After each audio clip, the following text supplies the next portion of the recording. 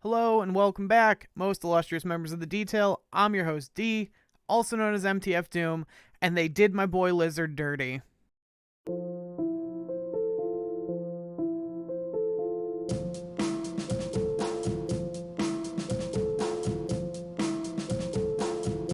If you didn't see, the OTA patch came out. If you also didn't see this video, it's probably because you're not subscribed. Got him! Subscribe down below. Join the Discord. We have a really sick tournament going on with, I have a video coming out tomorrow that is, it's an absolute roller coaster, as my opponent put it. The games were absurd. All right, yesterday, I guess, the OTA patch came out. If you don't know what an OTA is, it means over the air. Yeah, over the air.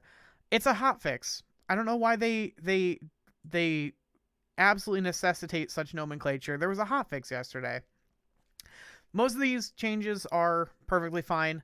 Shauna went from a 4-2 that adds a 1 cost to each location to a 4-4. The high variance of 1 costs makes perfect sense that she'd be like a fairly neutral stat line. While bad, quote unquote, bad 1 costs like the hood do have additional upside. Usually the bad 1 costs are offset by the fact that you're building around them, like Ebony Maw and stuff. So just getting random 1 costs that like might be build arounds and therefore not work with your deck can just like ruin your game plan. But like, I don't know, that's the nature of the beast with a card like this. You know what you're getting into, but I think that this is perfectly fair. It's like Crystal, right? It's like, yeah, like the card isn't gonna be that good, but like it should just be a fine card on its own in a lot of places, and you know, you should be able to play around it and have fun. This is great.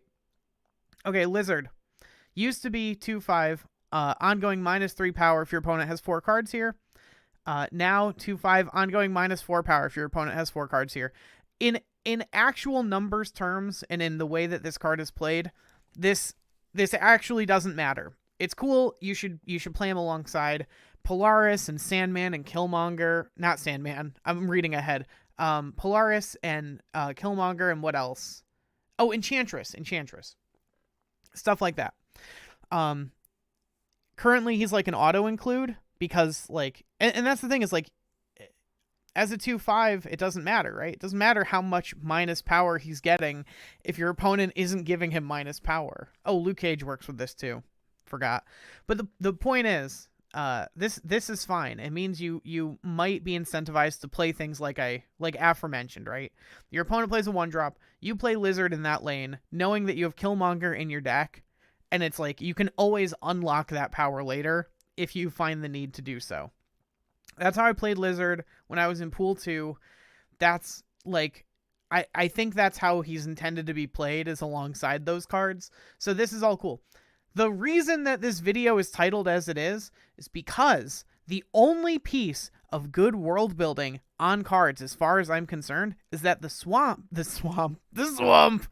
sewers gives -1 power to cards played there, which meant that if you played Lizard and your opponent, the Lizard would become a 2/4. It would effectively get -1 power. But then your opponents played 4 cards. They'd get -4 total power, and so would Lizard, because Lizard would get -1 from the sewers and then -3 from your opponent having 4 cards there, which meant Lizard was on equal footing with a whole team of superheroes in the sewers. It made perfect things that just make sense. It made perfect sense. And they undid that, and they ruined Lizard because of that. And I hate them, and this is the worst thing to happen to Marvel Snap. All right, moving on.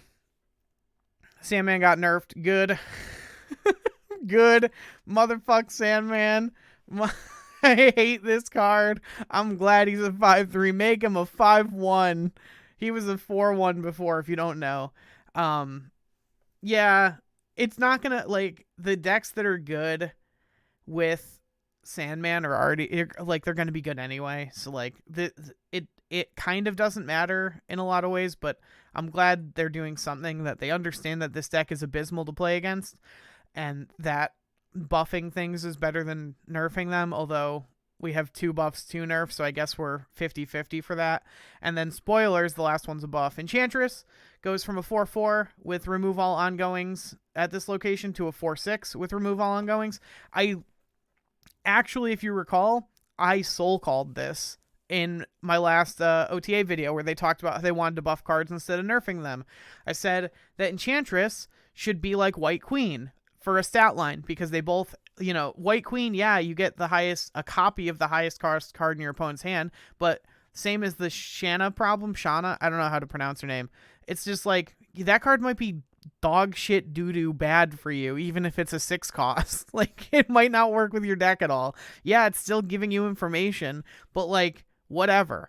And it's the same with Enchantress. Like, if you don't have anything to silence for your ongoing and your opponent has nothing to silence for their ongoing, then like, what, like, you know, unlocking your lizard is a very minor upside.